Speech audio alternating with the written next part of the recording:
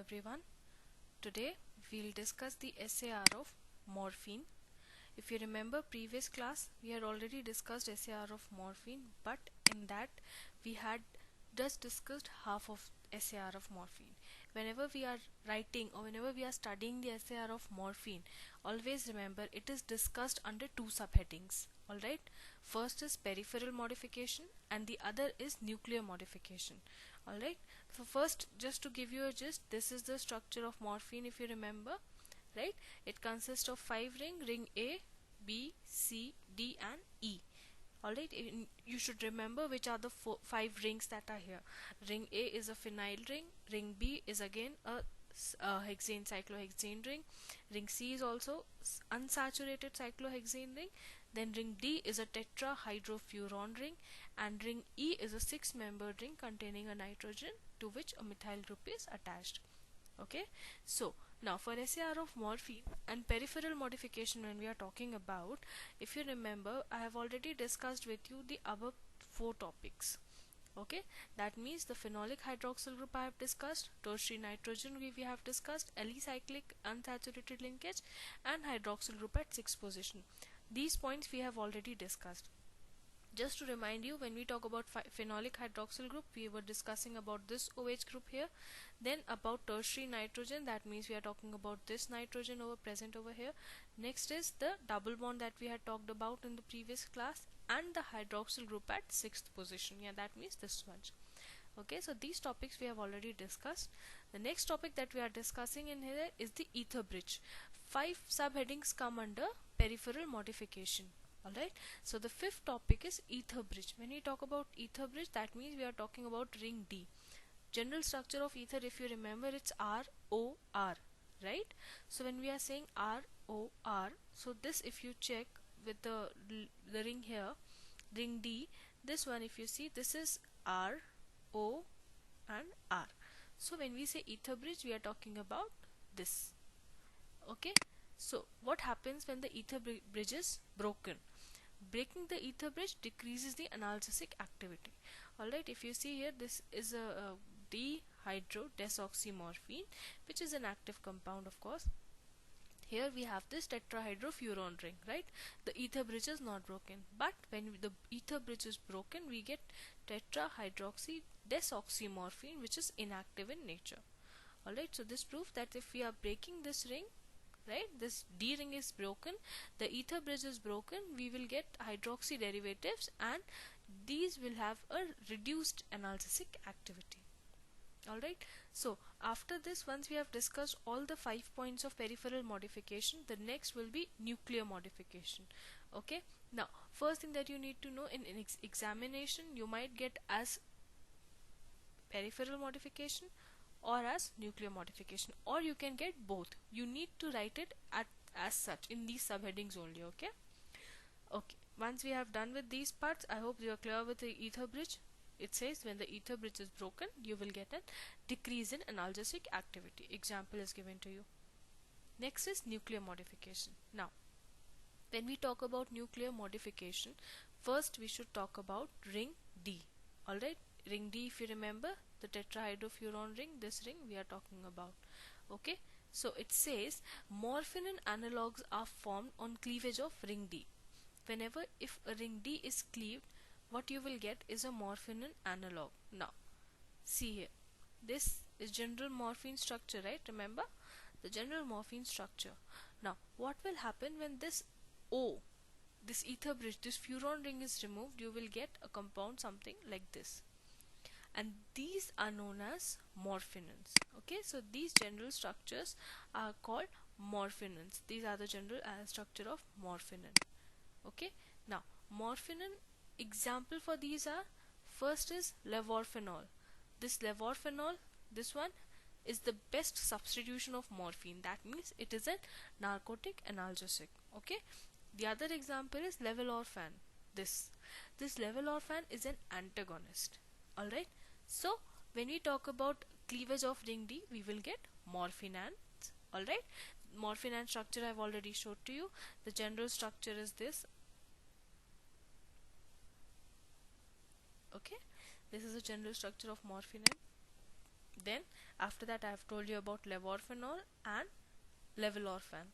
Now when we talk about these two, what you need to notice in this case is there was some activity, be it an agonist or antagonist. Some activity is present in the compound, right? Levorphenol is agonist, or you can say narcotic analgesic, and levolorphenol is narcotic antagonist. That means there is activity. So if ring D is removed also, then also the activity of the compound, the analgesic activity will be present. That is why it says here that retention of ring D is not essential for activity, because what you can see in here is even once ring D has been removed in both the cases, they are giving us narcotic activity, be it agonist, be it antagonist. That is not the main thing. The main thing is that retention of ring D is not essential for the activity. Okay. Now once we have discussed this cleavage of ring D, next is cleavage of ring C and D. Once you cleave ring C also, see D we have already cleaved here. Okay, when we are doing the cleaving of ring C, what is going to happen in here is we are getting benzomorphin series. Okay, so this is the general structure of benzomorphins. Okay, when this R is CH3, this one, this is CH3, and the other two are R1 and R2 are hydrogens, we get benzomorphin, which is an agonist. That means it will act similar to morphine, right? Agonist means those which will act similar to morphine. Alright, and when we are removing this here, R1 and R2, hydrogen is being removed and methyl groups are being added, we are getting metazosin. Metazosin is an antagonist. Again, in this case also you can simply see that ring C and D, even when removed, what we are getting is benzomorphin and metazosin. They are having activity, be it antagonist, be it agonist. Okay, I hope you remember when we are talking about ring C and D, which rings we are talking about. When we talk about ring D, we are talking about the tetrahydrofuran ring, right? And when we are talking about ring C, we are talking about the ring which was containing the double bond, right? The one ring there which was containing the double bond along with the hydroxyl group. Okay, so that ring we are talking about. Alright, now next that we come up to is cleavage of ring B, C and D. First we cleaved ring D, then we are doing cleaving of ring C also along with D, then ring B, C and D. Due to this, what will happen, cleavage, what will happen, there will be formation of a compound known as pethidine. Okay, this is the general structure of pethidine. In this is your ring A, right? Ring A, the benzene ring. Then this is your nitrogen containing 6-membered ring, okay, which is also known as the piperidine ring. Alright, then this here is a part of your C double bond O group. That means the ether part. Alright, so this is your pethidine ring. This is your compound known as pethidine. The cleavage of ring B, C and D will lead to the formation of pethidine. It has a very high activity or increased activity, you can say. With this, we can easily understand that retention of ring E is very, very important. Alright, why is it important? Because this ring E, that means this ring, is the pharmacophore of the narcotics. Okay, pharmacophore when we say, or pharmacophoric group when we say, it means that particular group which imparts the activity of the compound, which is essential for that one particular activity of the compound. In this case, in case of narcotics, which group is important or which ring is important? It is this ring, this piperidine ring. So we should always remember that the ring E is very, very essential for the activity because it is the pharmacophoric group. Okay, last point in here is cleavage of ring B, D and E. Okay, once we are cleaving ring E also, then also we are getting something that is known as the methadone series. Okay, when we are doing, we are getting a simplified structure. See, from that morphine which was containing 5 rings, we got a much more simpler structure when we are cleaving 3 rings in there. That means B, D and E. When we are doing the cleavage of these rings, what we are getting is a simplified structure. This is methadone. Okay, this methadone is a long acting and widely used compound. Alright, so today what did we discuss here?